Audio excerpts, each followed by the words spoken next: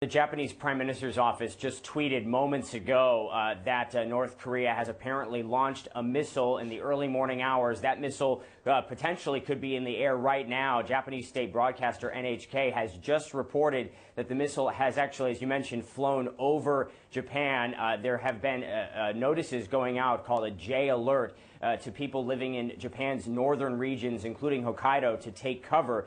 This is a system that Japan put in place after previous North Korea launches to make sure that people have a plan in the event of a provocative act such as a North Korean missile launch. But if indeed these reports are accurate that the missile has not only approached Japan but has now overflown Japan, that raises the question, where is this missile headed? What is North Korea trying to do? We know that North Korean officials, and they've been telling us here in Pyongyang, they have said that this is an extraordinarily tense time because of the ongoing, regularly scheduled joint military drills that are now in their second week. Those drills happening just miles from where I am here in Pyongyang in South Korea. Thousands of South Korean troops training alongside U.S. soldiers. And North Korea has been issuing warning after warning about this, including a letter that was just written to the United Nations Security Council, where North Korea said that they're watching very closely the actions of the United States. They said the situation is approaching what they say a tipping point, and they have said that if there is some sort of an escalation,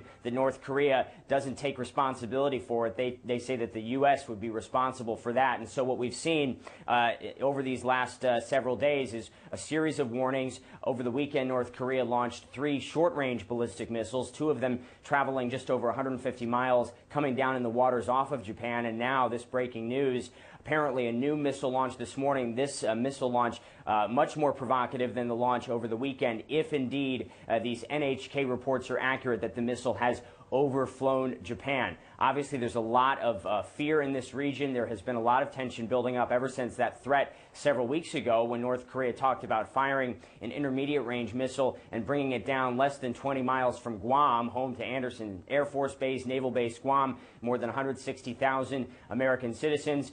Secretary of State Tillerson, just within the last week or so, praised North Korea's leader Kim Jong-un for showing restraint, for not going through with that launch plan. And we don't know where this missile is headed. We haven't gotten any official confirmation from North Korea. That likely won't come for at least several more hours. Normally, the outside world learns about this sort of thing first, and then North Korea confirms it later on. But we have seen an uptick on military activity here on the North Korean side. Not only that missile launch over the weekend, but also a special forces operation that Kim Jong-un was supervising. Those images released on state media also over the weekend. And now these new reports, once again, of another North Korean missile launch with alerts going out to people living in Japan's northern regions to take cover.